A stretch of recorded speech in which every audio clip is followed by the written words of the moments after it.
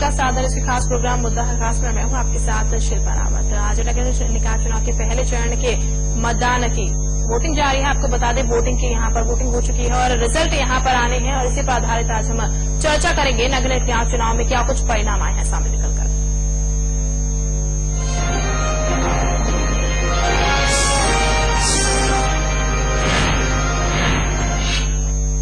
नगर निकाय चुनाव की मतगणना आज है। पहले चरण की मतगणना आज चल रही है जिसमें बीजेपी आगे बढ़त बना के चल रही है। आपको बता दें लगातार ये बात सामने आ रही थी कि कांग्रेस कहीं न कहीं पछड़ जाएगी, लेकिन कांग्रेस की अगर बात करी जाए तो कांग्रेस से भी यहाँ पर अच्छा प्रदर्शन करके दिखाया है। बीजेपी ज्यादा आगे कांग्रेस से नहीं निकली है। 14 सीटों का सिर्फ यहाँ पर फर्क दिखाई दे रहा है। कहीं न कहीं कांग्रेस को शायद बीजेपी में जिस तरह से कलह भी सामने आ रही थी उसका भी शायद फायदा मिला है। जिस तरह से कांग्रेस को भी सीटें यहाँ पर मिली है। एक तरह से कहा जा रहा था नगर निकाय चुनाव में कांग्रेस के खाते में सीट ना के बराबर जाएंगी, लेकिन कांग्रेस ने भी यहाँ पर अच्छी बढ़त हासिल की है।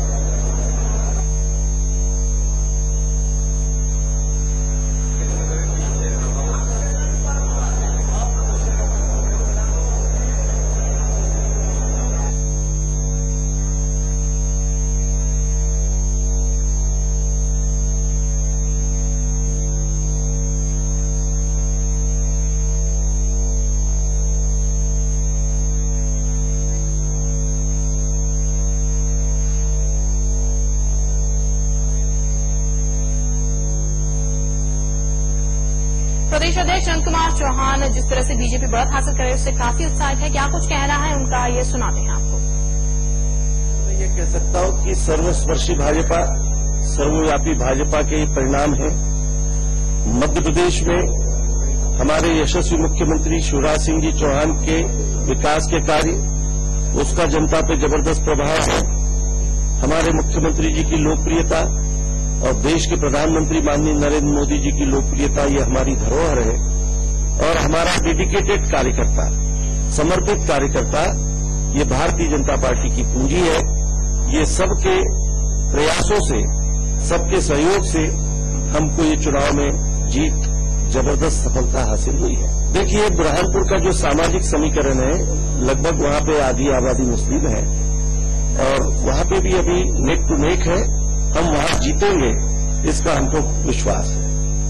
और इसी मुद्दे पर चर्चा करने के लिए हमारे साथ भोपाल स्टूडियो से हमारे 3 गेस्ट जुड़ चुके हैं। भाजपा से दीपक विजयवर्गीय जी, कांग्रेस से रवि सक्सेना जी और पत्रकार हमारे साथ राजेश सिरोठिया जुड़ चुके हैं। आप तीनों का चर्चा में बहुत बहुत स्वागत है।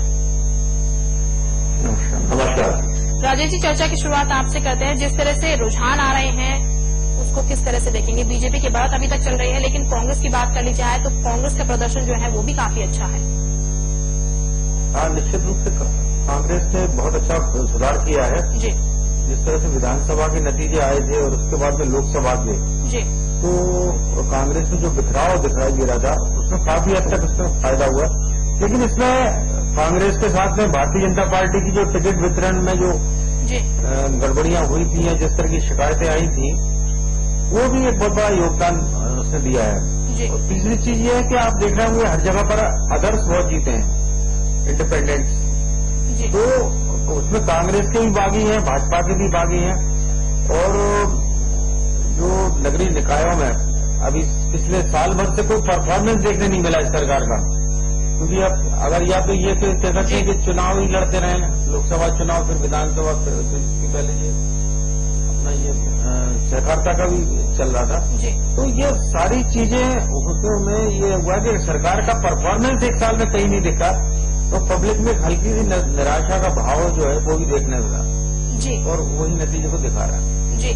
दीपक जी, जिस तरह बड़े शहरों की बात है, नगर निगमों की बात है, तो वहाँ पर थोड़ा सा ये लगता है कि मोदी फैक्टर या शिवराज जी का फैक्टर काम कर रहा है जी, जिसके कारण से वहाँ तो स्थिति अच्छी है जी। लेकिन फिर भी आप कोई छोटी जगहों पर जाएंगे, सिंगरौली की आप हालत देखें, सागर की स्थिति देखें, तो भाजपा जीत भली गई, लेकिन भाजपा की जीत का जो आकार वो ऐसा नहीं दिख रहा। वो विराट रूप जो विधानसभा और लोकसभा में दिखा था वो दिखा रहा था जी। जी दीपक जी, जिस तरह से बड़ा तो बीजेपी की बनी हुई है, कहा जा रहा था जो कांग्रेस है उसका सुपड़ा साफ हो जाएगा, कांग्रेस को सीट नहीं मिलेगी, लेकिन जिस तरह से रुझान कांग्रेस के भी आ रहे हैं क्या लगता है आपको कांग्रेस को कहाँ फायदा मिला है? जो बीजेपी कहीं न कहीं टिकटों को लेकर असंतोष भी दिखाई दे रहा था, उसका फायदा कांग्रेस को मिला है जो सीटें कांग्रेस के खाते में गई हैं? नहीं, कांग्रेस को कहीं कोई फायदे की स्थिति नहीं है। भारतीय जनता पार्टी काफी बढ़त की ओर है और मैं समझता हूं कि 2/3 से ज्यादा सीटें चाहे पार्षदों के लिहाज से हों, चाहे नगरीय निकाय के लिहाज से हों और महापौर की तो सभी सीटें भारतीय जनता पार्टी जीतेगी। जहां तक कांग्रेस पार्टी की बात है तो कांग्रेस पार्टी लंबे समय तक सत्ता में भी रही है प्रदेश में और द्विदलीय प्रणाली है मध्य प्रदेश में, तो उनका भी अपना वोट बैंक है, वो वोट उनको मिलता है। लेकिन जैसे विधानसभा क्षेत्र में विधानसभा चुनाव में स्थिति थी कि 2 और 1 का रेशियो आमतौर पर भाजपा और कांग्रेस का रहा है, तो भाजपा की स्थिति कांग्रेस के दुगने से भी अधिक है। जी रवि जी, जिस तरह से कहा जा रहा था कांग्रेस कहीं नहीं दिखेगी, लेकिन अब जिस तरह से नगर निकाय चुनाव के नतीजे सामने आए हैं उसके हिसाब से कांग्रेस ने दिखा दिया है कि कांग्रेस अभी भी रेस में बरकरार है।